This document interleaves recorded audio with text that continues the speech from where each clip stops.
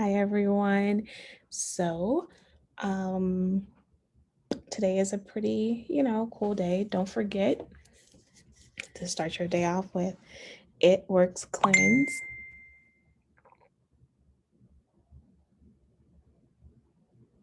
It Works Cleanse. And that's what we're doing. I told you for 4 days straight. And it is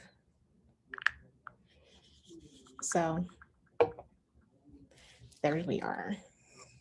Um, I don't know. Oh, I would like to talk to you about a cute. Okay, so I told you that I have been sucked into Apple TV, right? Yes. Yes.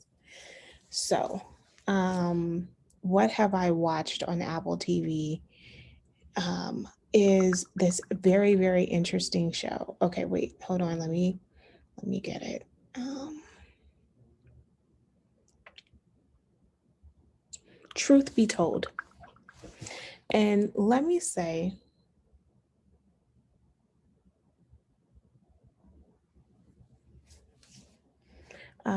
truth be told.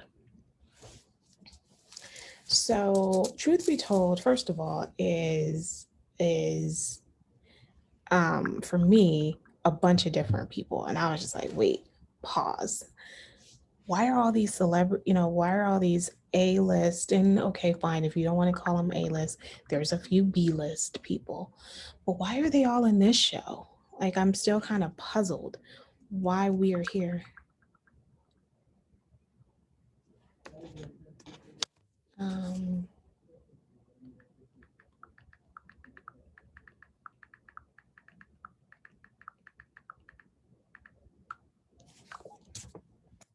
anyway, sorry, we're working on it.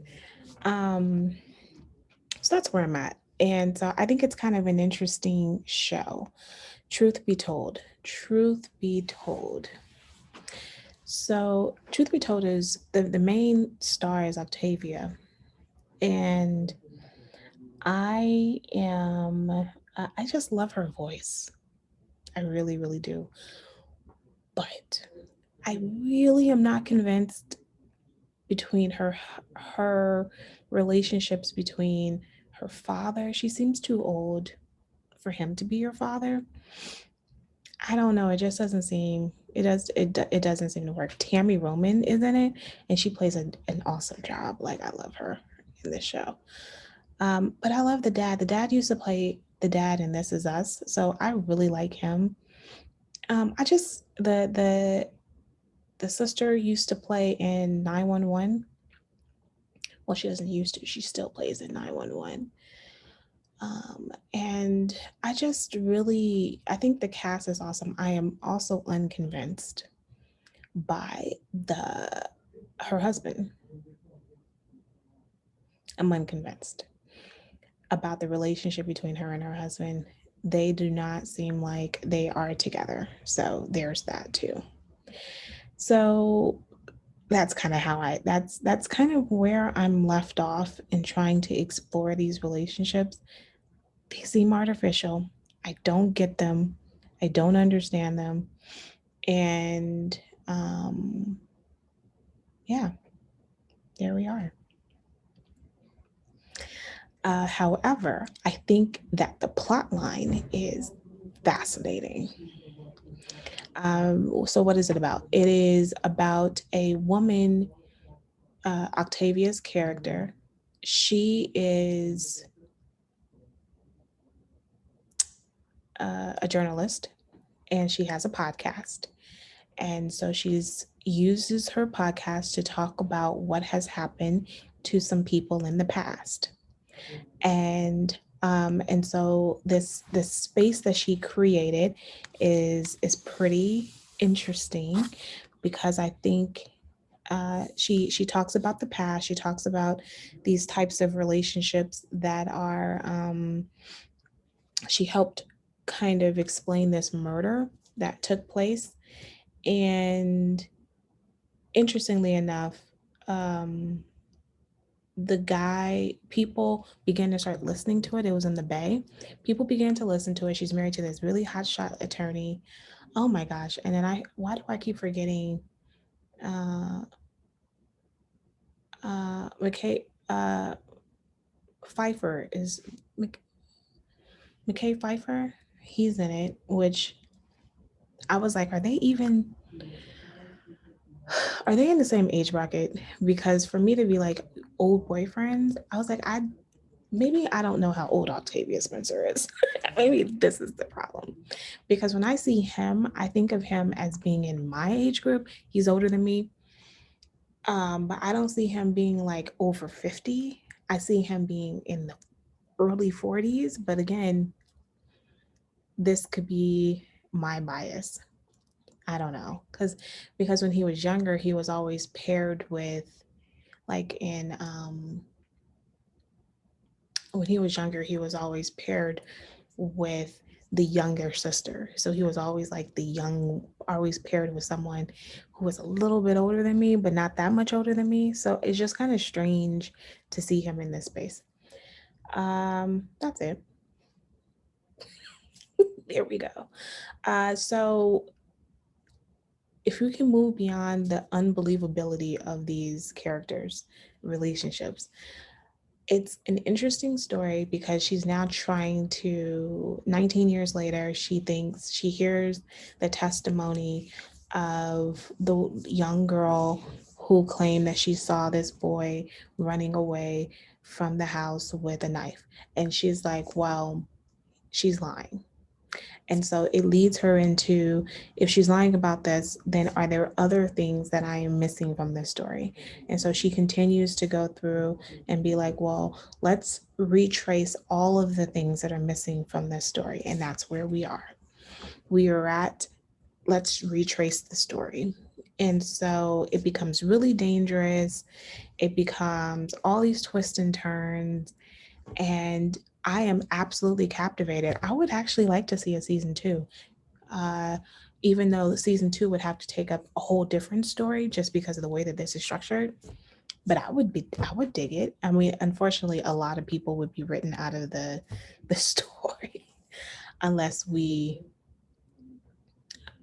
um, yeah, a lot of people would be left out of the story if we were to do this. But as a whole, I was mystified and captivated by the story, and I think that that's pretty cool. And on that note, I think I'm done. Have a great afternoon, and I will see you probably tomorrow because I do have I'm going to try to finish my new show. There's another show that I'm watching, and it is Defending Jacob.